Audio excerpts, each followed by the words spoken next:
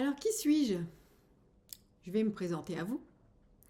Je suis Karine Genet, experte dans l'accompagnement des professionnels de santé. J'ai 50 ans, pour la petite histoire, dont 26 passés à vos côtés. Dans mon précédent métier de visiteuse médicale, j'ai vécu, à vos côtés, l'évolution du système de santé en France. J'ai pu constater la dégradation de vos conditions de travail. J'ai subi aussi cette évolution, car au fil du temps, vous aviez de moins en moins de temps à me consacrer. En parallèle de mon métier, je me suis toujours beaucoup formée en communication, en accompagnement, en préparation mentale, en psycho-énergétique.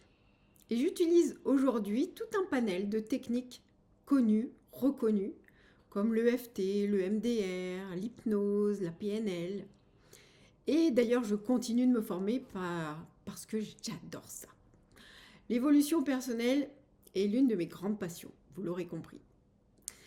Alors si j'ai décidé de quitter mon emploi, ma bonne situation, pour me mettre à votre service, au service des professionnels de santé qui en ont besoin, c'était il y a quelques années, c'est bien pour la bonne raison.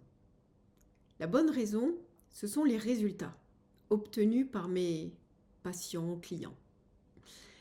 Je pourrais même dire que ces résultats m'ont poussé, obligé à faire ce pas.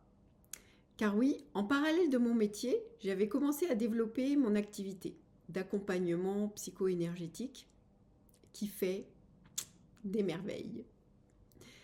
Et même si à ce moment-là, la visite médicale que je faisais avait vraiment une valeur ajoutée importante pour les médecins que je voyais et pour les enfants qui avaient un TSA, un trouble du spectre de l'autisme, et bien ce que je faisais dans mon cabinet avait encore plus de sens.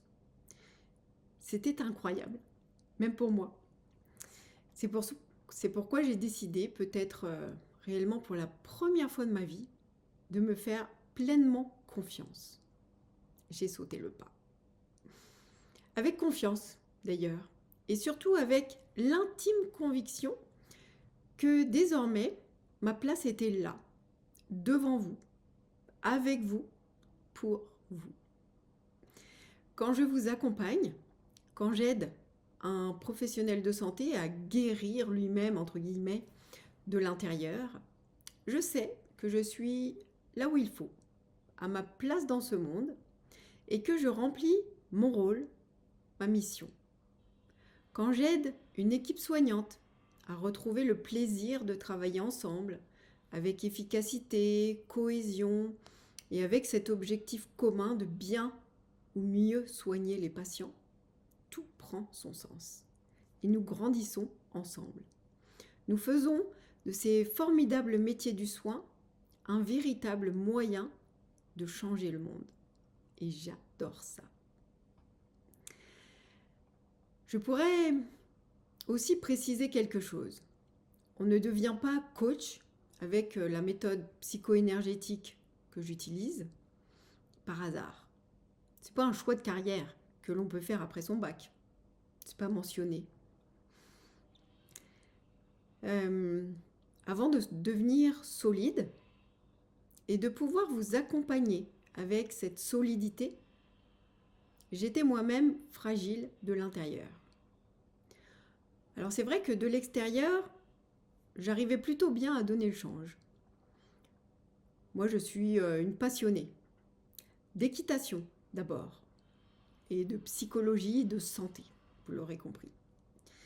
Et mes passions m'ont amenée à vivre des périodes d'euphorie complète, suivies de périodes off, très déstabilisantes et fragilisantes quand on n'a pas les ressources intérieures pour les traverser. C'est peut-être un peu ce que vous vivez, vous aussi. C'est pourquoi aussi je voudrais revenir un instant sur le fait de donner le change, qui était une de mes spécialités. En réalité, en montrant une façade forte, alors qu'au fond de moi j'étais hypersensible, et je le suis toujours, j'avais l'impression de me protéger et de protéger mon entourage.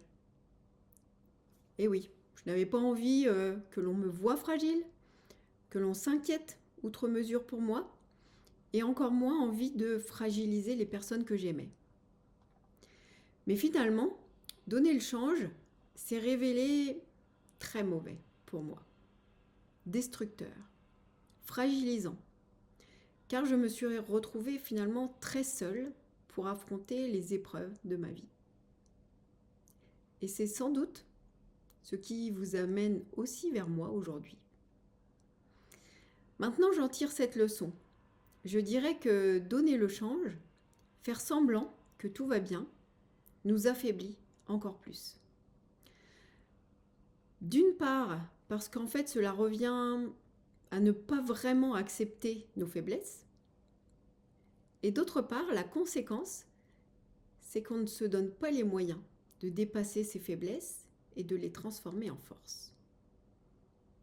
Alors que oui, c'est possible. Et c'est ce que moi j'ai appris au cours de ces dernières années. C'est la raison pour laquelle je vous encourage, vraiment, de tout mon cœur, à faire le travail sur vous, pour que vous puissiez vous libérer véritablement de vos blessures, fragilités émotionnelles, que vous puissiez aller les réparer, entre guillemets, afin que vous puissiez devenir aussi solide de l'intérieur et que vous puissiez véritablement vous créer la vie heureuse, passionnante et lumineuse que vous méritez.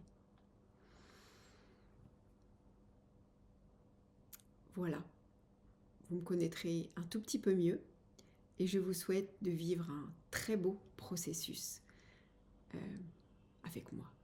À très bientôt!